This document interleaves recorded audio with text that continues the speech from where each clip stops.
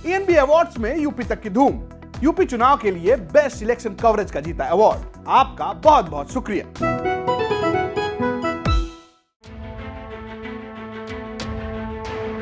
ज्ञान वापी को लेकर मचे बवाल में कथित शिवलिंग पर कई तरह के बयान दिए जा रहे हैं। सोशल मीडिया में हर ओर या तो इस शिवलिंग की तस्वीरें शेयर हो रही हैं या फिर जिरह हो रही है कि ये शिवलिंग है या फव्वारा। और इस जिरह में कई दफा लोग विवादित बयान भी देते दिखाई दे रहे हैं। दिल्ली यूनिवर्सिटी के प्रोफेसर रतन लाल ने भी एक ऐसा ही विवादित बयान दिया सोशल मीडिया पर, जिस पर हंगामा शुरू हो गया। उन्होंने फेसबुक पर ये विवादित पोस्ट शेयर किया। हालांकि जब उनसे इस विवादित पोस्ट को लेकर हमारे सहयोगी कुमार कुणाल ने बात की तो उन्होंने अपने इस पोस्ट पर क्या सफाई दी, जरा वो सुनिए। विवाद मैंने नहीं शुरू किया। विवाद तो टेलीविज़न चैनल, डिबेट्स और जो सोशल मीडिया पे लोग हैं उन्होंने शुरू किया। मैं इतिहास का छात्र हूँ और इतिहास का छात्र अपने हिसाब से चीज़ों को देखता है। जैसे अगर आधा गिलास पानी है तो आप कह सकते हैं कि आधा भरा हुआ है, कोई कह सकता है आधा खाली है। जो फ़ोटो सोशल मीडिया पे जो वायरल हुआ शिवलिंग का, तो कल भी मैं एक जगह बोल रहा था, मैंने कहा जिन लोग कह रहे हैं कि शिवलिंग है तो उनको बताना चाहिए पहले शिवलिंग के कितने प्रकार हैं देश भर में। और उसको देखिएगा तो वो कैसे ऐसे लग रहा है कि ऊपर से काट दिया गया, तोड़ा हुआ नहीं, काटा हुआ लग रहा है। उसे 5 इस तरह के धारी बनाए हुए हैं 5 तरफ से। तो मैंने क्या लिखा था, अगर मुसलमान इस देश में आए और उन्होंने कन्वर्जन अगर कराया, बलात् फोर्सफुली कन्वर्जन कराया, तो पहला काम क्या होता है, जैसे ईसाई में बैप्टिज़म होता है तो इस्लाम में क्या करता है, इस्लाम में खतना होता है। तो मैंने यही लिखा ना कि हो सकता है कि इस्लाम आक्रांता जो है, यदि ये शिवलिंग है, यदि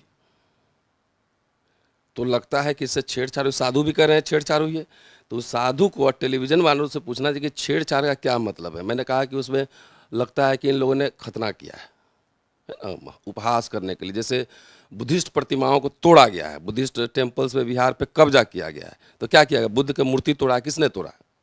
तो एक मेरी राय है, यदि मैं कह रहा हूँ तो ये तानाशाही है कि आप मुझे बोलने भी नहीं देंगे।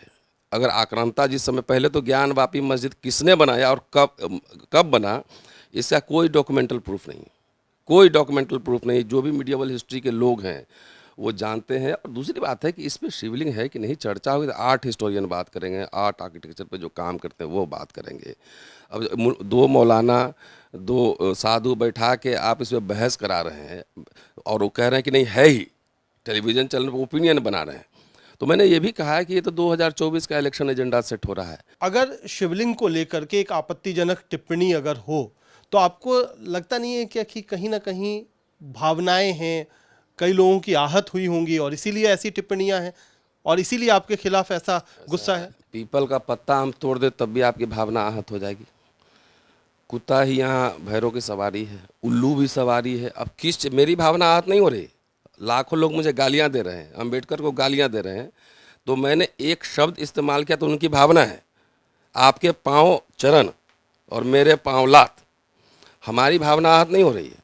आप एक काम करिए ना, महालिंग पुराण किताब जो है उसको जला दीजिए। गीता प्रेस ने जितनी किताबें छापी हैं उसको जला दीजिए। अम्बेडकर साहब ने, भारत सरकार ने किताबें छापी हैं उसको जला दीजिए। फूले की किताब जला दीजिए, सारे कुछ जला दीजिए। अगर हम जाएंगे खजुराहो पे जो मंदिर बना हुआ है वो सब लोग देखते हैं। खाली मैं कह दूं कि यहाँ पे ये जो है काम मुद्रा में है तो इससे आपकी भावना आहत हो जाती है। शिवलिंग कहाँ स्थापित है बताइए, आप बता दीजिए मुझे। कोई इतिहासकार, जर्नलिस्ट बता दे कि ये स्थापित है। आप कामाख्या में जाइए, योनि की पूजा करते हैं। टेम्पल कोणार्क चले जाइए, कुछ और वहाँ मिलेगा टेम्पल के ऊपर। तो हर चीज़ से आपकी भावना आहत हो रही है। इस देश में संविधान और विचार अभिव्यक्ति की स्वतंत्रता है कि नहीं? आप मुझे गाली देंगे, मुझे जान से मारने की धमकी देंगे। आप जाइए, न्यायालय जाइए, कोर्ट जाइए। और दूसरी बात है, ये शब्द गैर संवैधानिक कैसे है, अपमानजनक कैसे है, पहले साबित करना होगा। मैंने कहा यदि ये शिवलिंग है, अभी साबित हो गया है कि शिवलिंग है। वो अम्बेडकर को आप गाली दे रहे हैं, सबको गाली दे रहे हैं, तो आप क्या चाहते हैं? ये अफगानिस्तान तालिबान बनाना चाहते हैं? मैंने जो शब्द इस्तेमाल किया है उस पर बहस कराइए। और कैसे गैर संवैधानिक, कैसे आस्था तोड़ा गया है उसको ना, आप कह रहे हैं तोड़ा गया है, हम तो कह रहे हैं तोड़ा नहीं गया है। वो लग रहा है कि उसको काटा गया है। तोड़ेगा तो अनइवन होगा ना। साधु सब लोग कह रहे हैं छेड़छाड़ हुई, तो मैंने भी कहा छेड़छाड़ हुई। तो मुसलमान आएगा तो छेड़छाड़ क्या करेगा? वो तो उपहास करने के लिए कुछ तोड़ फोड़ अपने हिसाब से करेगा ना। उसमें 5 इस तरह लकीर खिंचा हुआ है, इसकी व्याख्या कौन करेगा? तो हर बात में सबकी आस्था ठेस लग जाती है। तो हमारी आस्था नहीं है इस देश में, दलित, बैकवर्ड, मुसलमान, उसकी कोई आस्था नहीं है, सब आस्था आप ही के पास है। मैंने कोई गलत नहीं कहा है और मैं अडिग हूं। जिनको क्या करिएगा आप, ज्यादा आपकी आदत है मारने की ना, जान से मारने की, तो मार दीजिए। तो प्रोफेसर रतनलाल अपनी बात पर अड़े हुए हैं। उनका कहना है कि ये उनका ओपिनियन है। उनका ये भी कहना है कि अब उनको और अंबेडकर साहब को जिस तरह से गालियां मिल रही हैं उनके इस पोस्ट के बाद, वो भी बहुत गलत है।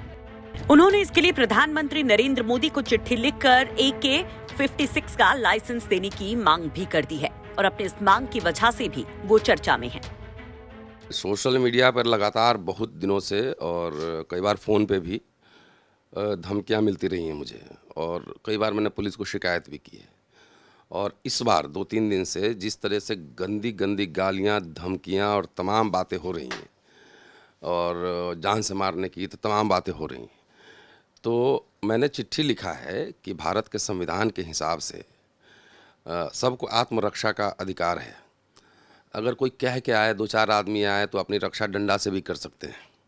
लेकिन जो ट्रेंड देखा जा रहा है कि चुपके से झुंड में आकर लोग हमला कर देते हैं, तो ये बहादुरी का प्रतीक नहीं है। हमला कर देते हैं, मार देंगे, कपड़ा फाड़ देंगे, तो ये कोई बहादुरी का प्रतीक नहीं। तो ऐसे झुंड से अपनी रक्षा के लिए, अपने परिवार की रक्षा के लिए, तो आपको तो चाहिए, संसाधन चाहिए ना। तो मैंने आग्रह किया है, राष्ट्रपति महामहिम को भी मैंने भेजा है, होम मिनिस्टर को भी भेजा है कि या तो आप मुझे 2 AK-56धारी बॉडीगार्ड दे दीजिए। बहुत सारे देश में बहुत सारे ऐसे लोगों को मिले हुए कि आप देखते हैं कि जेड सिक्योरिटी, वही सिक्योरिटी मिला हुआ है। तो मैं तो एक पब्लिक इंटेलेक्चुअल हूँ और राष्ट्रवादी इतिहासकार पे मैंने काम किया है, मेरी लोग किताबें पढ़ते हैं। तो अगर आप नहीं दे सकते हैं तो आप AK-56 का जो है आप प्रक्रिया शुरू कर दीजिए लाइसेंस देने का। मैं लोगों से चंदा मांग के खरीद लूँगा अपने परिवार की रक्षा के लिए। वहीं इस मामले में प्रोफेसर के खिलाफ IPC की धारा 295A के तहत दुर्भावनापूर्ण कृत्य और धार्मिक भावनाओं को आहत करने के तहत मामला दर्ज कर लिया गया है। हालांकि कई लोग प्रोफेसर रतनलाल के साथ हैं और सोशल मीडिया पर बाकायदा #We support प्रोफेसर रतनलाल भी ट्रेंड हो रहा है। यूपी तक के लिए कुमार कुणाल की रिपोर्ट।